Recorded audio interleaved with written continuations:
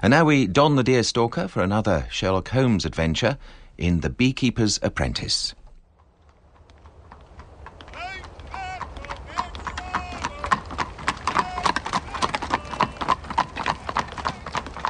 The news from the front made the war against the Kaiser seem closer than ever as I walked that oppressive Oxford night. But I nevertheless looked forward to the game ahead. Miss Dunleavy was a formidable opponent both on and off the chessboard. Tactically, I had plans to trap her queen, but the true danger lay elsewhere. Her suspicions about the moral nature of my friendship with Sherlock Holmes would be nothing to her alarm when she realized he had enemies, many of them. Up to now, I had been Holmes' apprentice. But what I did not know, as I moved closer to him, was that I was stepping into the deepest of shadows. Shadows so sinister, they hid my darkest nightmares.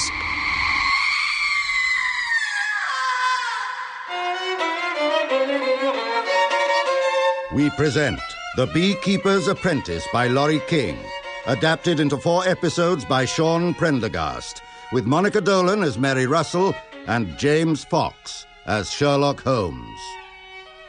Episode 3, The Segregation of the Queen.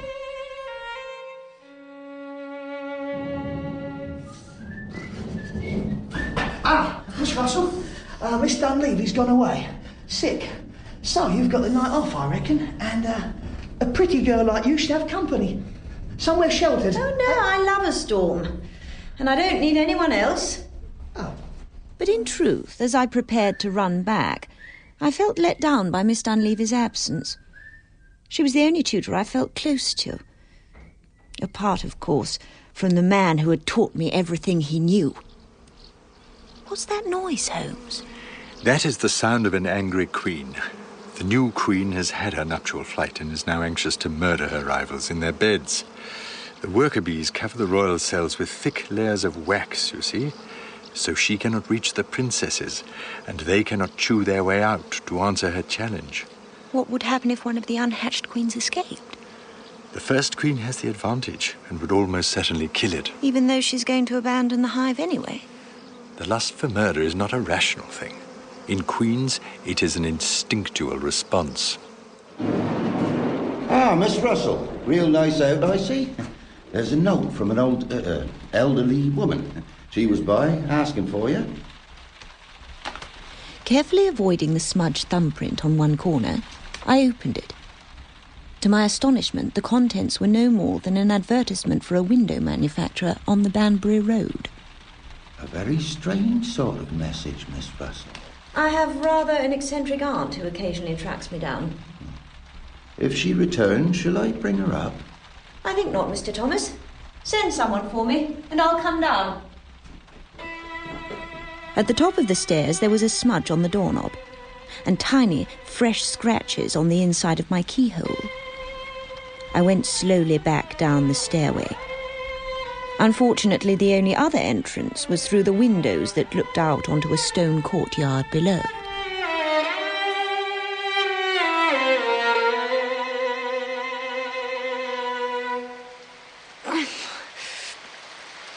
Oh, for God's sake, Russell.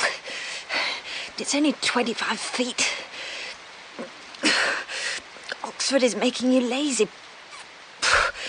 Sitting on your backside in the library all day. Slowly I peered over the ledge and saw an old woman. I blinked, and despite the cold and the rain and the cramp in my bleeding fingers, smiled to myself. Damn you, Holmes! Help me in this window before you have to scrape me off the pavement. Climb in, Russell. By the way, don't disturb that machine on the desk. It's a bomb.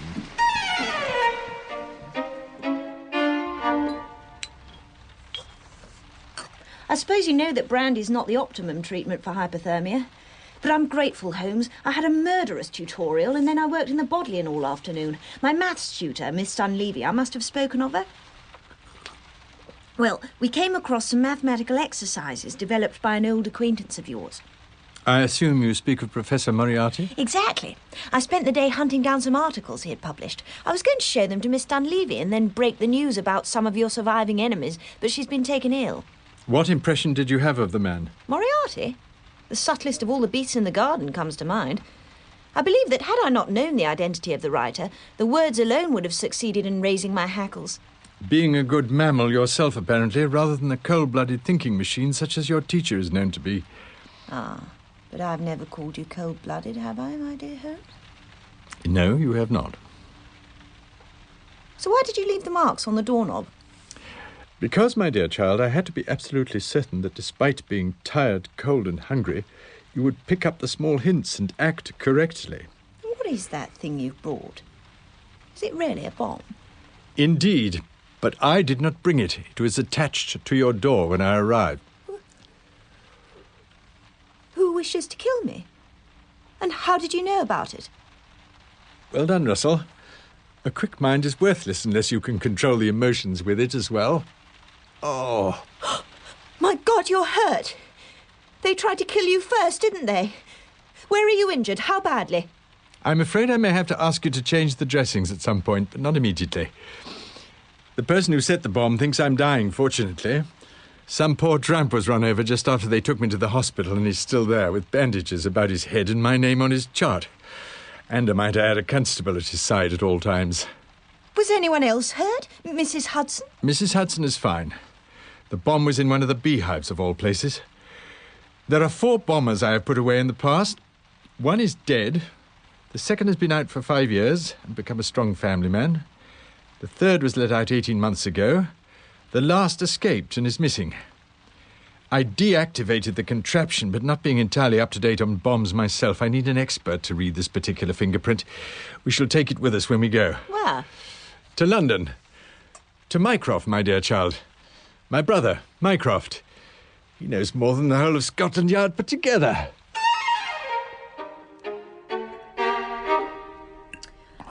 A full stomach, a slightly tipsy brain, and the knowledge of a safe place to sleep.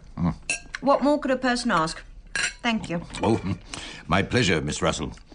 I have heard of you, of course, though not from my brother, naturally. How are you, Sherlock? Better. Will you see a doctor tonight, Holmes? I will not see a doctor, no. It must not be known that we are here. What of the club and the cook? They must know, surely. The club is discreet, and I told the cook that I was exceedingly hungry. So no doctor, even Watson? Especially Watson.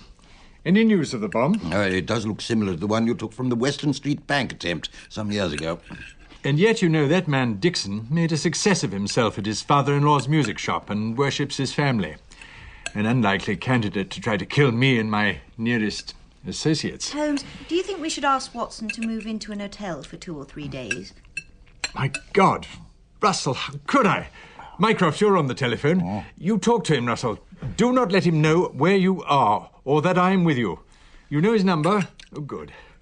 Oh, if anything has happened to him through my utter, absolute boneheaded stupidity. I'll do so, Holmes. I'll tell him to go to an hotel and stay put. I'll make up a story. In the meantime, sleep. Good advice. I shall take it myself. Good night. You take the bed, I take the chair. No arguments. I may smoke a pipe of tobacco on the balcony. I trust, Holmes, that you will allow your body some rest tonight. Russell, there are times when the infirmity of the body may be used as a means of concentrating the mind. No doubt that marvellous concentration explains why you neglected to include Watson in your calculations. Get some sleep, for God's sake, Holmes. Good night, Russell.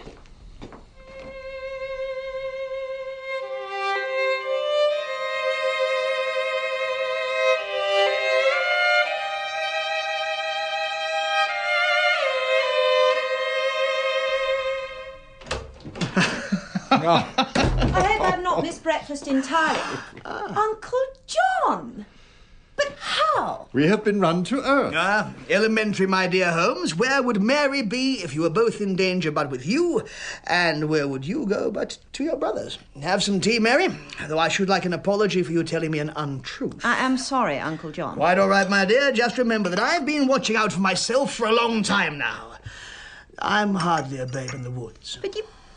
How did you get here? And when did you shave off your moustache?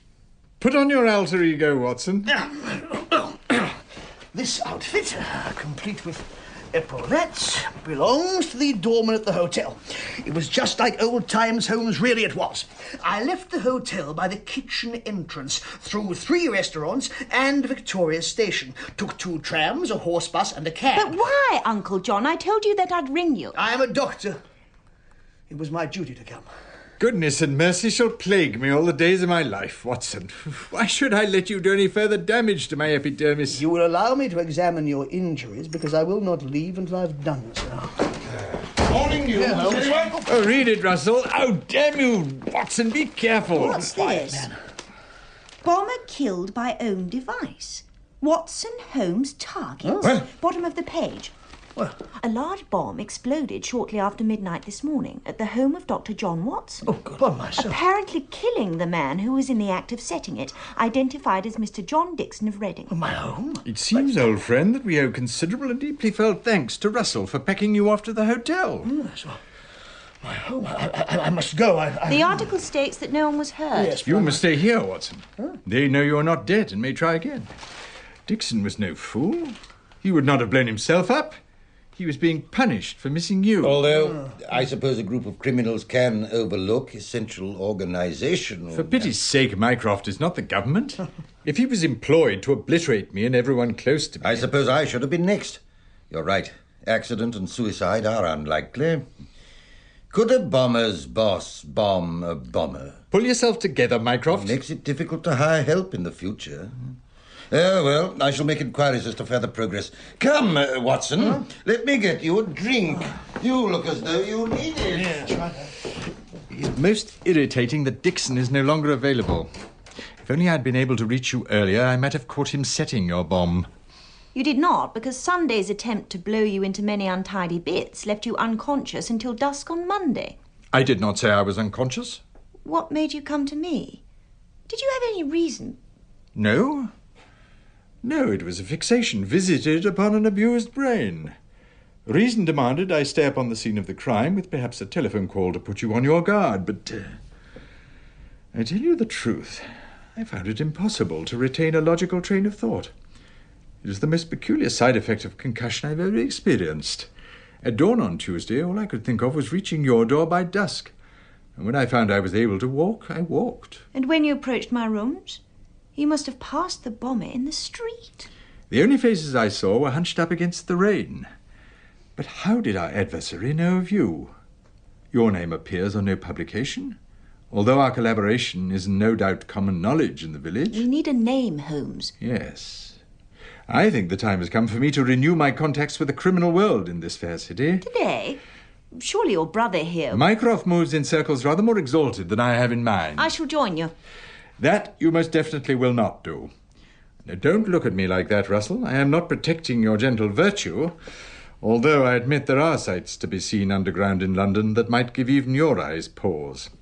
It is a job for a specific old man, a man already known to be an occasional visitor to the dregs of London society. A companion would cause comment, and tongues would not flap so freely. But your back... Is very well, thank you. You wish me to remain here today? That will not be necessary as long as you are not followed. In fact, it is probably best if you are not here, and if they are aware of that. Where did Mycroft stash the box of makeup last time? Mycroft! Watson! In here! What's the plan? Well, I shall go snooping, and then if I have learnt nothing, by 7 o'clock there will be little point in persisting. And as it is an Italian night at Covent Garden, shall we agree to meet there at 7:45? What is it? I will leave here now dressed as my brother. Russell will leave in 20 minutes dressed as you, Watson. Mycroft, would you kindly find us some suitable padding and a large quantity of sticking plaster?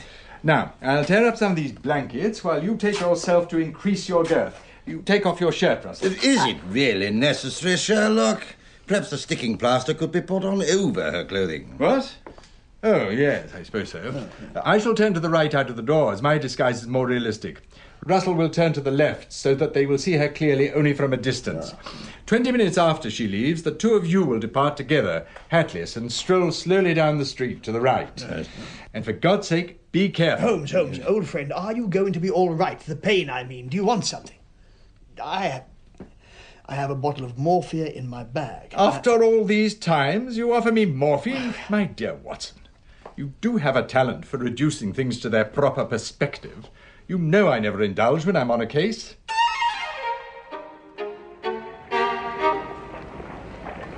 As I left, I was aware of eyes on me.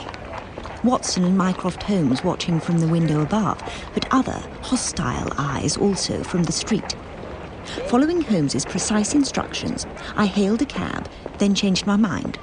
I walked west, as if towards Green Park, then hailed another. I turned it away too, and a street later finally got warily into a third. At the building Holmes had told me to go to, I went inside, climbed to the third floor, watching the stairs below me, and through the tea room on that floor to a passageway, a further set of stairs, and at last a door marked storage room. The key Holmes had given me let me in.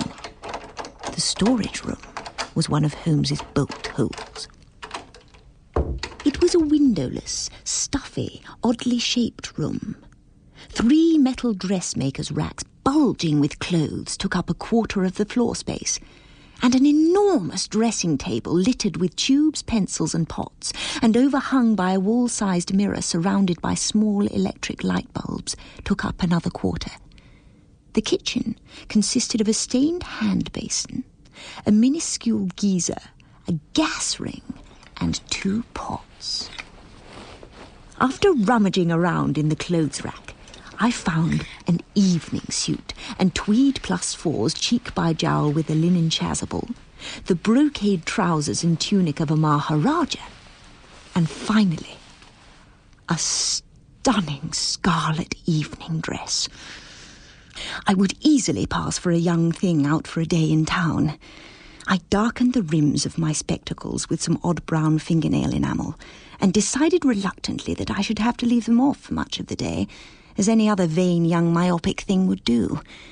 I gathered up Watson's clothes, turned off the lights, took a deep breath, and, with my hand inside my bag, opened the door. No bombs went off. No bullets flew, no rough hands grabbed at me. I closed the door behind me and went off into the dangerous night.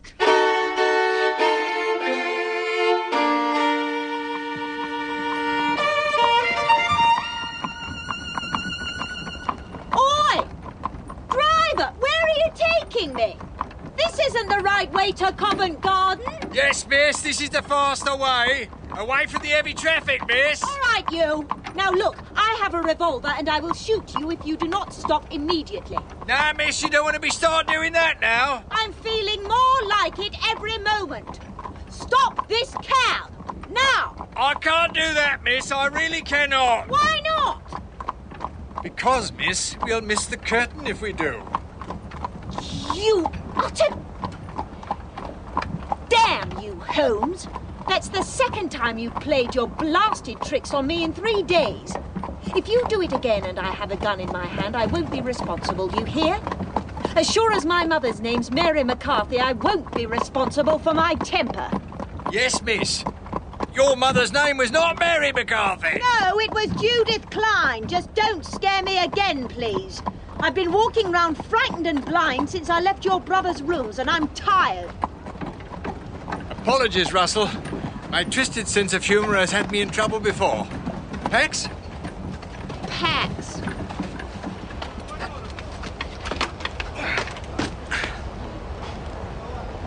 There's a man coming over. Ah, the redoubtable Billy, an old friend of mine. He will look after the cab while you and I relax. Come, Russell. The scarlet gown is glorious, but you look distinctly underdressed without a glass of champagne in your hand.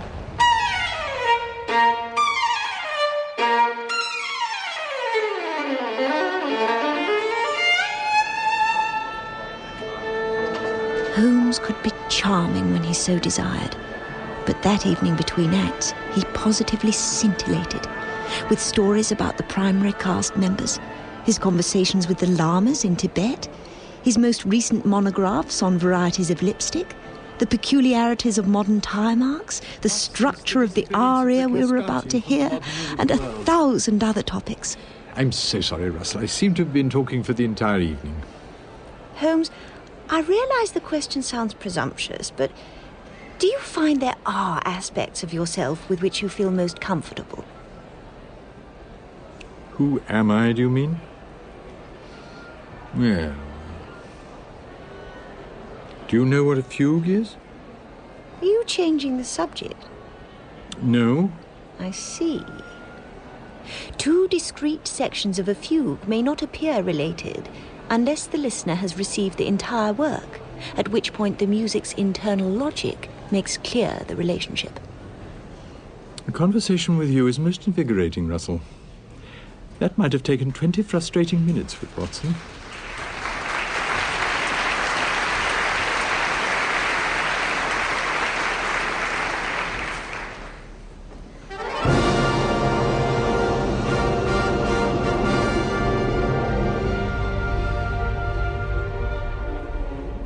Surely there cannot be all that many of your enemies who hate you enough to kill off not only you, but your friends as well.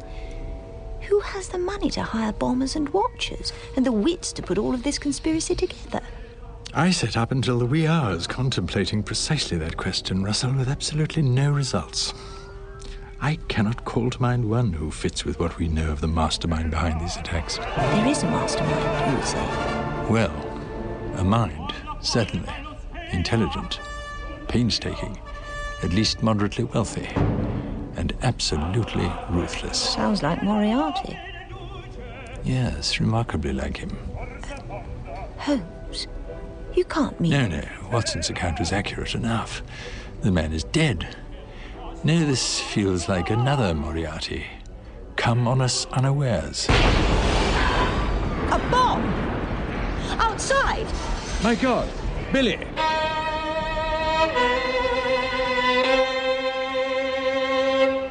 Ah, the police are here already. That should have ruined our chances of finding evidence. Ah, Mr. Holmes. Your man Billy got a nasty crack on the head, that's all. Oh, no. Russell, I should like to introduce you to an old friend of mine. This is Inspector Lestrade of Scotland Yard. His father was a colleague of mine on a number of cases. Lestrade, this is my associate, Miss Mary Russell. Oh, Mr. Holmes, always a comedian you were.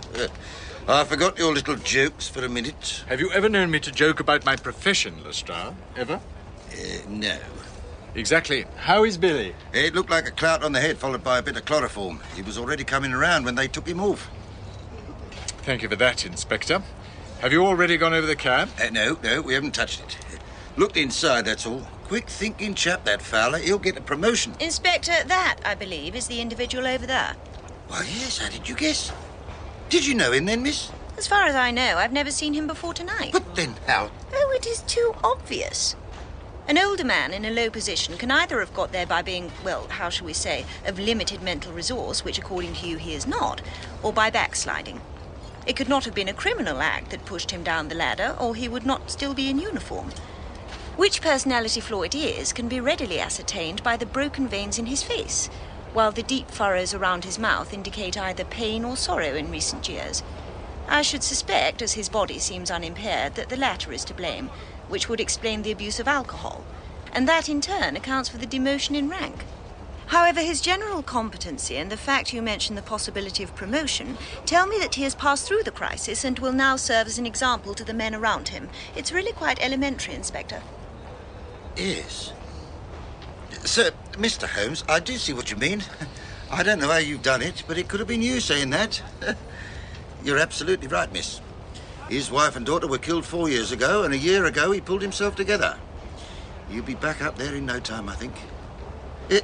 Come with me. I'll get a lamp so that we can look at your cab. Fowler! Russell, that last line was a bit overdramatic, don't you think? A good apprentice learns from her master, sir. This is where we found your man. What do you make of this, Russell? 2 pairs of feet. One has been in the mud today, the other... Is that oil? Yes, Russell. But there will be a third somewhere. At the door to the cab? No. Well, perhaps inside. Lestrade, your men will go over the whole cab for fingerprints, I take it? Oh, yes, sir. I've sent for an expert. He should be here before too long. New man, but seems good. Macready, his name is. Oh, yes. Ronald Macready. Interesting article of his. Comparing Walls with the personality traits of habitual criminals, didn't you think? I didn't have to see it, Mr. Holmes. Pity. Still, never too late. Lestrade, set up an incident room. Yes, I was about to do that very thing. Sergeant, find out if there's a back room in that shop. Yes, sir. What did you think, Russell? I'm beginning to suspect that this opponent of yours knows you well enough to be able to take your thoughts into account when planning his actions.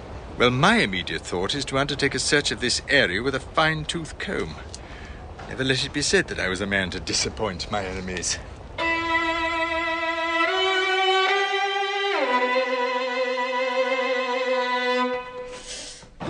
Ah, Russell, there you are. Constable Fowler, fetch her tea. She looks frozen. Right, Mr. Holmes. There you go, miss. Thank you. Well, Russell, what have you found? One button with a scrap of brown tweed attached, cut recently from its garment by a sharp instrument. Another thick smudge of light brown clay, and one blonde hair, not my own, considerably shorter. Plus a great deal of dust and rubbed about dirt and debris, indicating that the cab had not been cleaned in some time.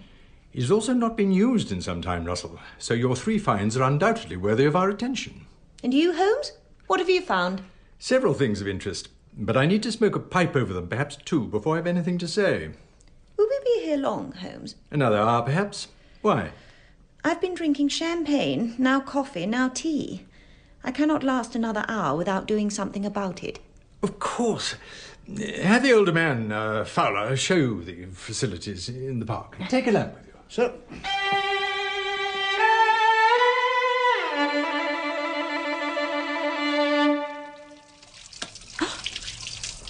Constable Fowler, come in here at once.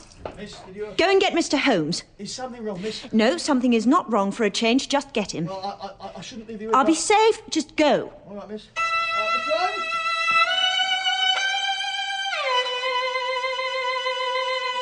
Russell? Russell? What have you found? Some traces of mud and of blonde hair. This is not yet thought through, but... Holmes, could the man we're looking for be a woman? In The Beekeeper's Apprentice, Mary Russell was played by Monica Dolan and Sherlock Holmes by James Fox. Mycroft was played by Gavin Muir and Watson by Sean Prendergast. All other parts were played by members of the company. The Beekeeper's Apprentice was written by Laurie King, dramatized by Sean Prendergast, and directed by Melanie Harris.